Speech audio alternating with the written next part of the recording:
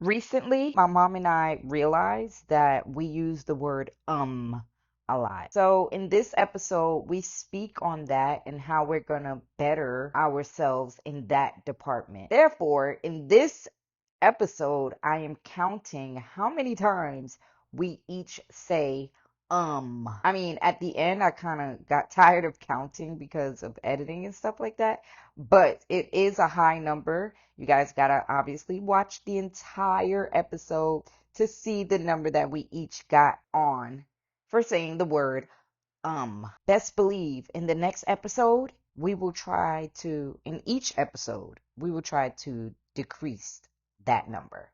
Thanks for watching, guys. Don't forget to like, comment, and subscribe. Am I really that much? And breaking these niggas down like a camera. You don't really know you. And we are back, Mom. How are you? I'm still standing. Amen. How you feeling? Awesome. You look great. Thank you. You too. Amen. Thank you. So today we wanted to do something a little different, guys. My mom's been feeling like, well, we both been feeling like we have a lack of vocabulary. So our new thing is starting each segment episode with a new word that we have to use how many times throughout? At least 3 times within the conversation. At least 3 times with the conversation. I think that's a lot, but we're going to try. Oh, we could do 2. We could do 2. Okay. 2, but 3 preferably. What's the word, Mom? The word is acumen. Acumen. And what does that which mean? means the ability to understand and decide things well. And would you like acumen? Say that again. Acumen. What the hell? Girl. It means what? Means the ability to understand and decide things well. You have an acumen personality. Hold on. It wouldn't be acumentative. Wow, that's a great question. Nope. Acumen personality. Okay. Mm-hmm. Okay. We got to So talk it's to each almost other. like discernment. Discernment, What is the acumen, the ability to understand and do things well. Oh, not discernment. Okay. Right. The ability to understand and do things well. Okay. Mm-hmm. And you want it in a sentence? Yes. Let's do it. All right, because we're learning. We're learning. No judging. We don't judge here. We teach. We don't lose. We learn. Amen. Acumen. What is a good sentence for acumen? His father taught him about the business, and those lessons and his acumen, his ability to learn quickly and adapt quickly, were put to the test in 1971. She is a managing director known for her business acumen. Okay. Okay. So I am a managing director known for my business acumen. Acumen. Okay. Quickness, accuracy, keenness of judgment or insight. The ability to do something that comes from training, experience, or practice. Acumen. Well, it's good to know. I don't know if I could use it in a sentence How do today. you demonstrate acumen? The ability to analyze data and identify opportunities. We're going to start. We're going to start. We're The word learning. today is acumen, guys. Acumen. So with that being said, I think we should tell them about our little journey.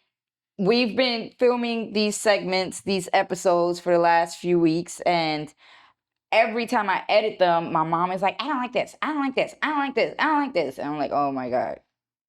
You look good, you sound good, everybody loves you. It's great. You have to start somewhere. Just every episode, find what you don't like and then just fix it for the next episode so that the people could see our growth, because we also want to be motivation for others that want to do podcasts, or people who have fear of speaking, or people who, like you, for a long time had fear of getting in front of a camera.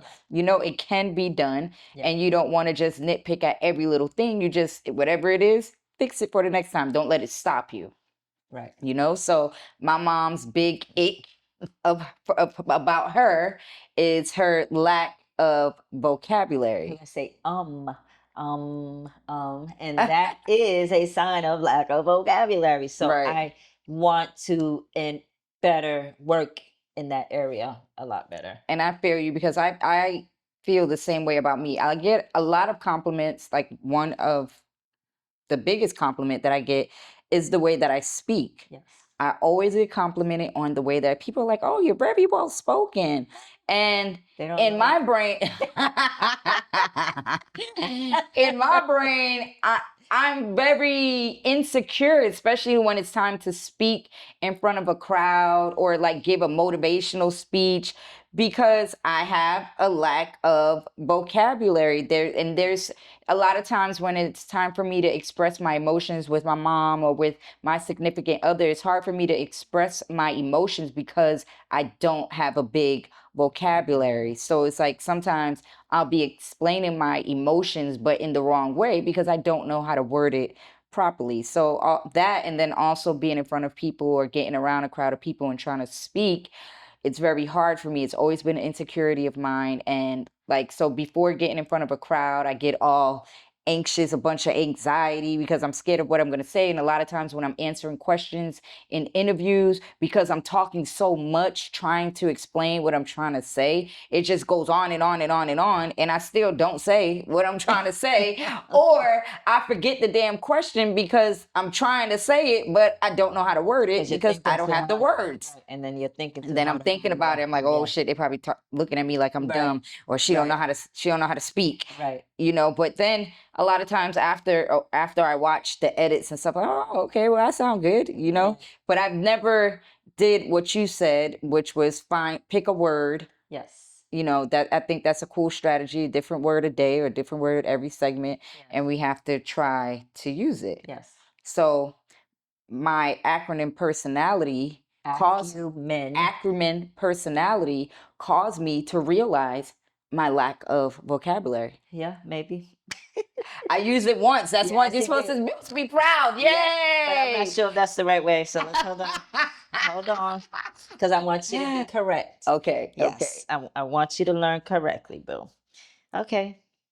My acronym personality helped me to realize my lack of vocabulary. That means you are quick making correct decisions and judgments in a particular subject, such as business. She has a considerable business financial acumen. Oh, so it's not like an assessment? What does sharpness of wit? That's just sharp acumen. Can I mean, acumen does define me. Yes, it does, because you are very quick and smart and business minded. Yes. Quick decision making, correct decision making at that. That's you. Yep. Strategic. Capricorn. I think with my lack of vocabulary, it causes me to stay away from certain type of people and in certain type of situations, because there's a lot of women that I admire, people in general that I admire just because of the way that they speak.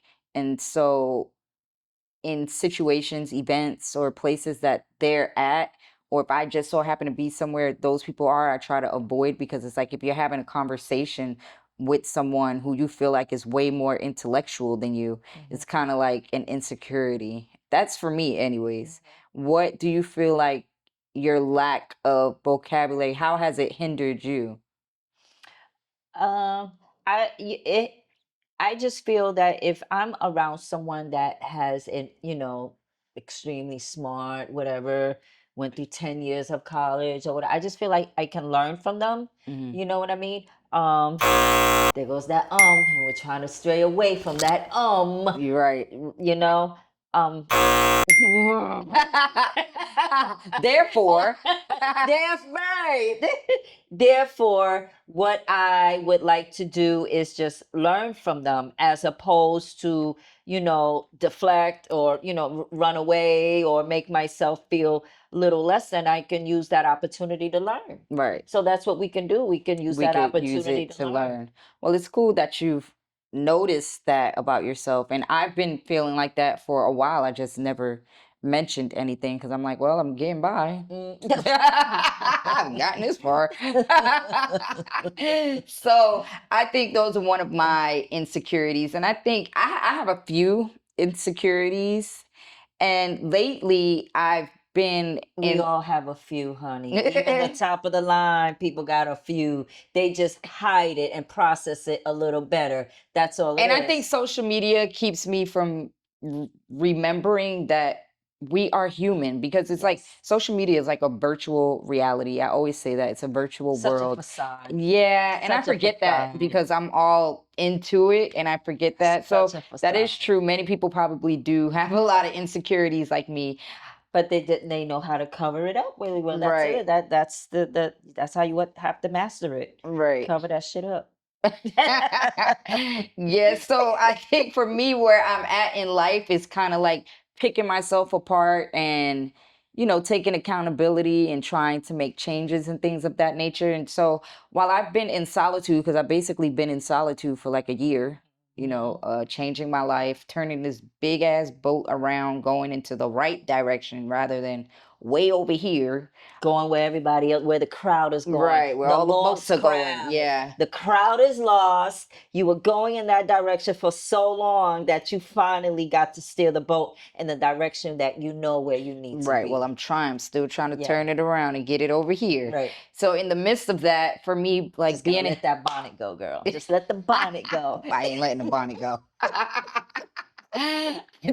So in the process of me doing that, I'm really getting to know myself a lot, getting to know, my insecurities, things that, my lows and my highs, the beautiful parts about myself, the not so beautiful parts about myself, and just being at home and really not, because it's so easy to be outside, be lit, getting clout. I know what to do to be I know where to go. I know I know how to dress to get what I'm trying to get if that's what I want. Like, but to stay away from that and to be home in solitude and do the right thing and try to, Get into books. get Get it. into I'm on this books. spiritual journey. I've always been into books, so but my spiritual journey and just getting into fitness and taking care of myself and really rewiring my thought process. I was feeling like a bunch of anxiety and I just didn't know where it was coming from. And a lot of times you say it's my ambition and my drive And your to passion. succeed and my passion. And I feel like that plays a major role in my high anxiety and why I'm always thinking about the future and what's next and what can I do to maintain me and my family or get us to the next level. That plays a role, but also it came to a moment where I felt like that's not it. There's something wrong with my brain, because although I do a lot of stuff on my own, my brain had to process a lot and I had to hold a lot. So I'm like, I'm forgetting a lot of things. I get irritated really, really fast if my focus is, if someone comes and knocks me off my focus, if I'm focused on something and you come ask me a simple question and then also I can't give you or anyone around me I can't give you me because I'm so focused on something else. And then like something will happen. Maybe you'll come talk to me and I don't pay you 100% attention. And then when you leave, I'll be like, damn, that's my mom. I should have actually listened to her, but I'm not in the moment. So it's a lot of little things that I was realizing about myself. And I'm like, there's something wrong here. I don't think this is normal. I don't think it's anxiety. I don't think it's my drive to succeed. I don't think it's passion. So what I realized was that I just want to be at peace. I want to be at peace in physically. I want to be at peace mentally. I just feel like my brain is like all day, every day. And it's not a good thing. Sometimes it is, and sometimes it's not. It is when it's working, and then it's not when it's just me and my brain. When I'm in the bed at night and it's time for my brain to shut down, but I can't shut it down. And now I'm up till 4 a.m. and it's just the next day I can't get up early to be as productive as I want to be. So I started looking into, at first I was like, I need to smoke a little. Daughters. I didn't think I had a disorder. I just felt like, I was like, maybe I need to smoke a little weed. Maybe I need to go in my mama's stash and I probably asked my mama, "Ray, Mom, can you roll me a joint? Because I don't know how to roll." But at first I was like, I need to smoke a little weed. But I've smoked weed a couple of times in my life and it just doesn't do nothing for me. And I don't like people, how they act on weed. A lot of people that I know, they're really slow. They don't, I want to be, I want to be active and be on point. On point. So I X'd weed out. Then I'm like, okay, well, what else can I take? And then people are like Xanax, and I'm like, oh hell no, I'm not trying to be walking around like a zombie. Like I'm trying to still be active. Then, I'm like, well, I know it ain't coke because I'm already too damn fast. My brain is too damn, so I know it ain't that. So I have a heart attack. Right. So I didn't know what I needed. So I started Googling things like that could bring my mind to peace. Remember, I did the psilocybin ceremony already, and that they told me, it was supposed to like calm you down, and it didn't really calm me down. It just gave me a direction spiritually. It just reminded me that I'm okay and God got me. So then ketamine came up as I'm Googling stuff, and I'm like, what? I remembered I had a friend that told me about ketamine, and ketamine is what is ketamine? It's like a psychedelic drug. But it's done by a doctor. And so I went and got a ketamine treatment, but I did my research on it. I had a friend that was always telling me about it. He was like, man, all the geniuses in the world, everybody who's successful, this is what they take or whatever. But he said it calms you down, it rewires your brain, all this stuff. So I did Google it, did research on it. And I'm like, okay, I'll try it. But then as I'm Googling ketamine, I see ADHD comes up. So I've heard about, been in school with kids when we were kids, and the kids are, they have the ones that have to take the pills and stuff like that. The Ritalin, I've heard about that. But as a kid, like I knew other kids that had it. I've never really thought about ADHD as an adult. I never Googled it or anything. It never crossed my mind. So when I read, I was like, let me see what is ADHD. So I go down that rabbit hole because you know why? I have ADHD and we tend to go down rabbit holes. So if I go research something, Mom, I go to the extreme. And then I'm a reader, so I read every word and it's just so crazy. Anyway, so I realized that. So you looked at ADHD and all the symptoms. All the symptoms. And you have like more every than 75%. symptom. I have every symptom, and I go through all the every YouTube video. And when I say it felt like such a relief to actually know that there is something wrong and I'm not just going crazy. I don't know, even just knowing that there's something that I have. And I wouldn't say that it's a disorder, it's a trait, because a disorder is something that you can't control. And I think a disorder hinders you from being great. I feel like ADHD, in a sense, is a superpower. And I always say that I'm Superwoman, and I always say that I have superpowers because I know that. I know my ability to get things done. I know my ability to learn things because of my ADHD. I can learn anything. Yeah.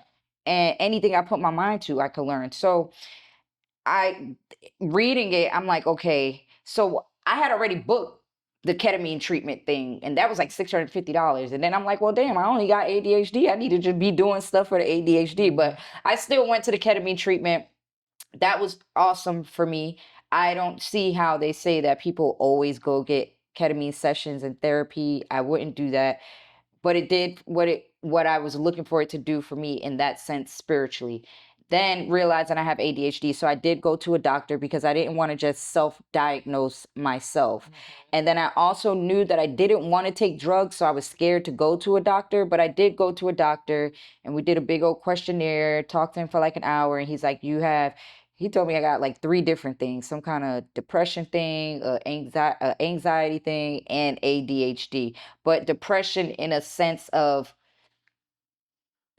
not in a bad way where when I'm worried about the past. It's more so just so much anxiety, worried about the future and not meeting my marks. It just drives me into a depression, feeling like I'm not going according to like other people's time, where people will be like, oh, you didn't accomplish this yet, you're not at this point, you're 38, you're not at this point in life, and things like that. And I think I've ran my whole life feeling like I need to accomplish more because other people, by the grace of God, I mean, people just, they think so highly of me. They feel like I deserve so much more, but they don't even know that mentally I'm elevating on a level that I feel like a lot of people I shouldn't even be talking to. Like, you don't deserve my presence. You don't deserve my energy, my everything. I feel like I'm the ish right now on a mental level. Like, I can't be touched. And now I don't want to involve myself with certain types of people or certain people that I used to think were cool, used to think were okay. I used to want to hang with them, but mentally we're not even on the same level. So I have no interest in hanging with you or talking to you because we're not here. That's just where I'm at mentally right now. But the whole It's AD, fine to feel that way, but at the same time, your presence could be God's hand at that moment. So even if you may feel like, okay, that person is not at your level mentally, people that you used to associate with, and now you're no longer interested because you no longer have the same common denominator anymore, you still don't want to turn your face or, turn a blind eye and make it seem like you are the issue, because in God's eye you are the ish, but at the same time He's still using you as a vessel for a learning moment with that person. That person could learn from you. You know what I mean? And so yeah, you don't never want to feel like you're way too above. I don't feel like I'm above anyone. I just feel like mentally I have to guard my peace. I have to guard my aura. I have to guard my energy. It's not like I shun people away. Me growing, I might talk to you, but if I'm talking to you about business and you're talking about hanging out on numerous occasions, that just shows me right there I gotta fall back from you. Right. And what I'm saying in the sense of me feeling like I'm better than where I am mentally, it can't be touched. And I just look at people like, No. I don't even want you disturbing my peace. I don't want you coming over here with that. And I don't feel like I deserve to open up to anybody and let anybody have access to me where I'm at mentally and spiritually right now, because letting someone new in could disturb what I got going on and possibly bring me backwards rather than forward. So I feel like you I want have somebody to add to what you already have, and so that you can excel. You don't want nobody to take away from what you have. and that's with anybody or Yeah. anything, any event, anything that I do during the day. If it's not benefiting the future version of myself or benefiting where I want to be months from now or next month from now, I just can't indulge in those things anymore.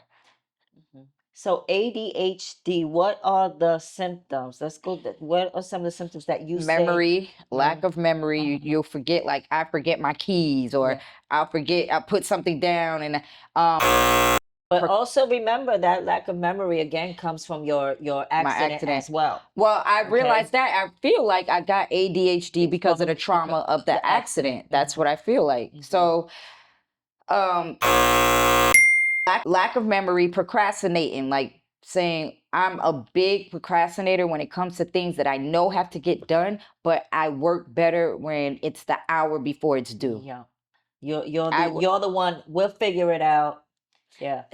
We'll figure it out last minute. We'll figure it out. Here it is. It's 15 minutes and she still hasn't. We'll figure it out. But it'll get done. But it'll get done. And me, but I'm the total. You like to do it before and have it done properly. A week, a month ahead of time. I'm a planner because I don't do well last minute or under like with a lot going on. Yeah. Do well. I made a post about that the other day. I couldn't. This is during the time where I'm trying to figure myself out, like what's wrong. I'm like, why am I the type of person that I'd rather do something that's really, really hard first, or do something with a lot of chaos first, rather than doing what's easy first? I don't know, but a person with ADHD just works better under chaos, and we're procrastinators, so we'll put everything off. Like if you say the deadline is next week, every day I'm gonna wake up like, oh, well, it's next week. Next week, but then next week come the last 15 minutes, I'm like scrambling. My room's a mess, my bathroom's a mess, everything's a mess. But I knew about this situation a week ago, so that's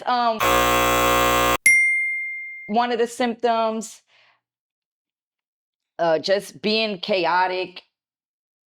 What else is symptoms of ADHD? There's so many symptoms, and it just Doing one thing, not finishing, not going to finishing, another, not right. finishing, going to another, not finishing, unorganization, not being organized, Right. mentally or physically. And my days will work. I'll have 5 different projects, and I'll be like, Yeah. okay, well, I'm doing 30 minutes on this project, 30 minutes on this project, 30 minutes on this project. Whereas if you just focus on one project a day, you'll get way more done that way. Or just focus on one project, period. Right. You'll get way more done. But it's because I lose interest so fast. So that's how, another way people will be like, Tip, you do everything. You're so good at everything. It's because when it has my interest, I'm doing all type of research and all this stuff. So I know about it, I master it, but then I get bored with it. Yeah. Once I learn it, then I get bored. And then something else will catch my eye. Another project will come across, and I'll forget this project, didn't even finish it, and go to this project. And that's just how my brain works. And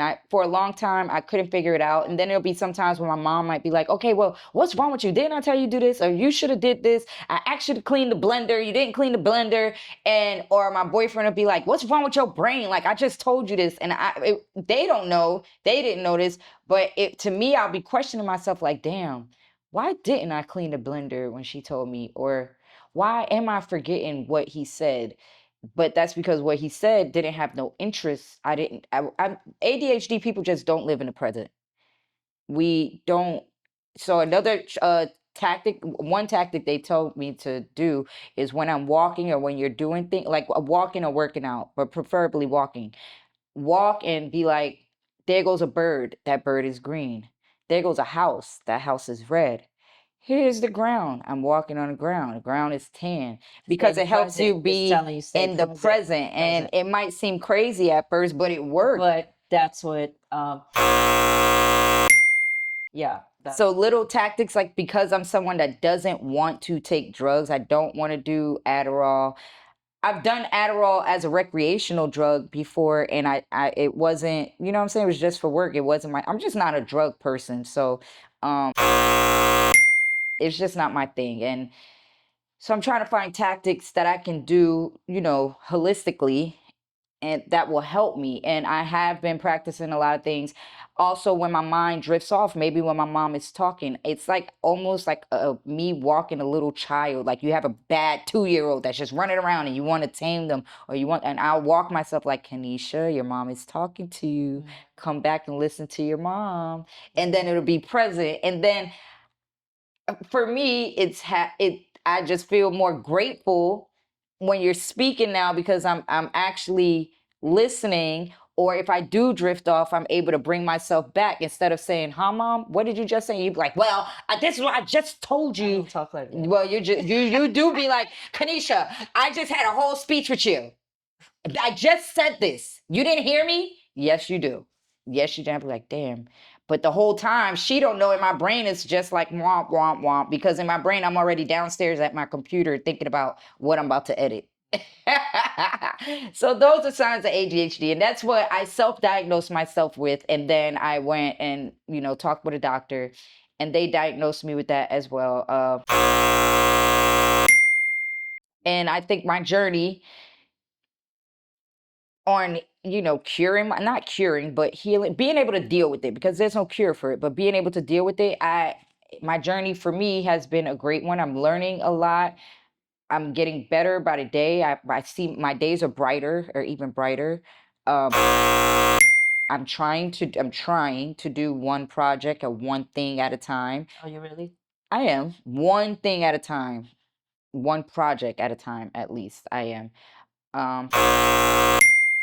For a second, I was waking up to make my bed. Oh my God, it's such a process. And that's another thing that I would procrastinate on, making my bed or washing the dishes, because it would just take so long. But it takes so long because I have to take the fitted sheet off. I put the fitted sheet on, go downstairs, wash the spoons, go back upstairs, put the flat sheet on, go downstairs, wash the forks, go back upstairs, put the comforter on, go downstairs, wash the bowls, go back upstairs, put the pillows in the pillowcases, go downstairs, wash the pans. Because I'm doing two things at once because I cannot sit in one sitting and wash all the dishes. I cannot sit in one sitting and just make my bed. And for a long, I'm like, what the hell is wrong? Why can't I would try to do it, but I just couldn't do it. But now that I know what's wrong with me, when I see myself trying to multitask like that, I'll just be like, take a break and just get it done. And stay in your room. Don't go nowhere. Even if you only do the fitted sheet and just sit right there and then a couple of minutes later do the flat sheet. At least I stayed in my room. And then it just comes in a shorter time. And then I was able to make my whole bed. I woke up, I made my whole bed in one day. And that might not be an accomplishment to some who don't know what I'm battling, but that is a major accomplishment to me. So like, some people will look at me and be like, oh, Tip, you should have this, you should have that. You should be like this, you should be like that. But don't even know that I'm accomplishing big accomplishments mentally. Mhm. You said a lot. I'm not a psychiatrist. I just know, there are some things that you will have to start doing. You have to be consistent about things, Mhm. just the way you were speaking just now. You said a whole lot, and you could just tell your passion, your anticipation, your anxiety said a lot about you as well. um, you really have to start doing your exercises, your breathing techniques. You have to do your breathing technique. So, when you're dealing with anxiety, you're dealing with the future. You're anticipating the future. You're eager about the future, but you're not in the present. You're too worried about getting to the future. And then when you're depressed, you're worried about the The past. past. Mhm. So you want to, try to center yourself and be present. Mhm. Don't think about the future. God has the future. God has the future for you. You don't have to rush it. You don't have to anticipate it. You just have to be present and centered. So it takes practice, it takes exercise, which you really, really need to utilize those exercises, and you need to stick to them every single day. And even as far as getting a chapter in the Bible and reading it every single day, turning everything off and reading the Bible and understanding it and highlighting and taking down notes and looking up definitions. So, just keep yourself centered. Read the Bible, read Proverbs, read Revelations, just read it. Keep yourself centered, but you got to stay away from social media or anything else. Just stay centered and keep yourself focused. But you have to do these exercises. Like you really, really do. You could just tell like you're on 1,000. You're Mhm. on 1,000. You're on 1,000. And being on 1,000 ain't no cure for nothing. Mhm. It's just a heartache. Stress could kill you. Mhm. And that's what it is. Anxiety can kill you because that's causing your heart to overwork more than it needs to. So you Mhm. want to bring that heart rate down. You want to be centered. All those things will help. Well, that's the one thing I'm very disciplined about that I do is read the Bible every day, one chapter a day. I do my YouTube on each chapter. I do this every morning. It's part of my every morning routine. That's the one thing. But making my bed, it's also becoming a part of that. And I've been doing well with that. Because it gives you a whole, when you come into a room that's organized, it gives you a whole different feeling as Right. opposed to walking into the room that's total chaos all the time. Your mind will always be in a chaos state of mind. But it would be so funny because my room would be a mess, but I knew where everything was. So if Yeah. my mom came in Yeah. and moved something, or my boyfriend moved something, I'm like, well, it was in your way. It was gonna spill. It was gonna drop. No, don't touch it, because I knew that it was right there. That if it's not right there, it's just gonna give me a panic attack. But Yes. that's just so funny. But now, yes, making my bed every morning causes me to make sure my whole room is technical difficulties, guys. Give a part of providing myself peace. And that's what I'm looking for. So that's what I diagnosed myself with. And that was, for a long time, I thought a lot of things that were of those traits, of the ADHD trait, was something that was wrong with me. And it was insecurities of mine. What are some insecurities or traits that you have that you didn't know you had? Problems that I struggled with. Yeah. Um, Yes. I can say that I was always quick-tempered. Quick-tempered. You ain't gotta agree You with think? everything going on. But again, if you're doing the same thing, I'm 57. If I'm doing the same thing or behaving the same way or have the same mentality that I was at 40 years old, I'm not evolving. I feel, and I deserve my flowers, I evolved a great deal. Okay. You have. I am no longer just gonna punch you in your face. You're just going to think about it for I'm 2 just gonna seconds think about it, but before. I ain't gonna do it. I ain't gonna elbow you. I ain't gonna do none of that. I am going to be it's a reflection of where you are in life. And it's not a reflection of me. So I'm more in an understanding state of mind as opposed to be quick tempered and angry, because that only showcased where I was at in life. I was angry, I was hostile, I was frustrated, I wanted things my way, and that's not the answer all the time. You have to evolve in times of life. You have to grow. It's called growth. You know what I'm saying? So I feel like I've grown tremendously.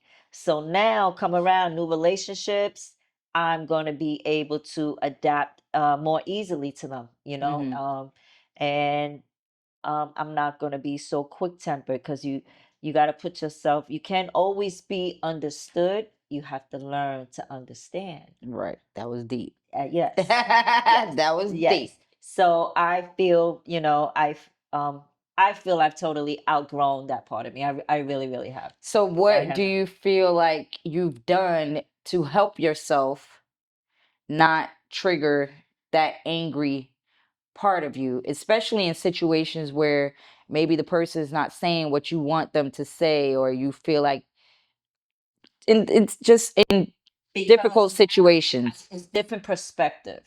It's looking at everything in a different perspective. It doesn't just have to be the way I see it. You have to look at things in a different perspective.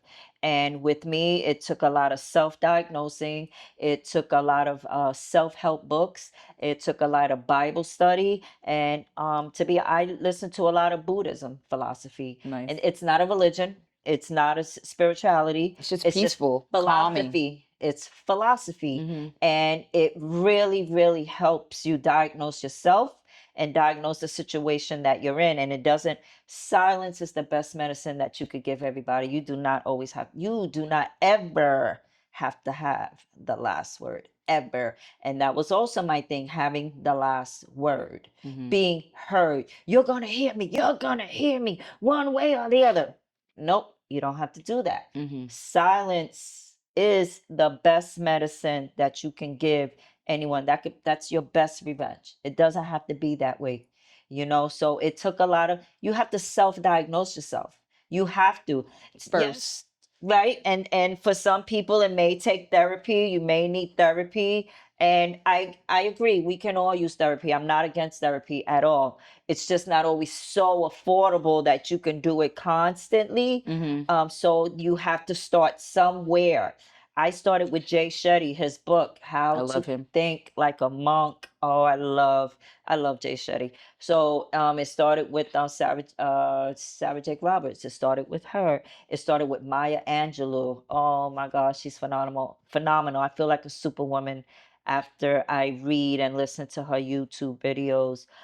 So again, it took for me to diagnose me and realize, okay, Maria, this is not the answer. This is not the way. You're not getting the proper results. You know what I mean? Back in the day, that anger caused police to arrive a lot of times in my relationships. Police to arrive while you guys were kids, and seeing it a lot. So the fact that I've evolved so much, I'm really proud of myself, and I give myself flowers. That you should be. I give myself flowers. You should be. Yeah. You definitely came a long way. Yeah. And to see you like implementing certain things, or certain situations come up and you're not reacting the way that I know that you would have reacted, I'm proud of that as well.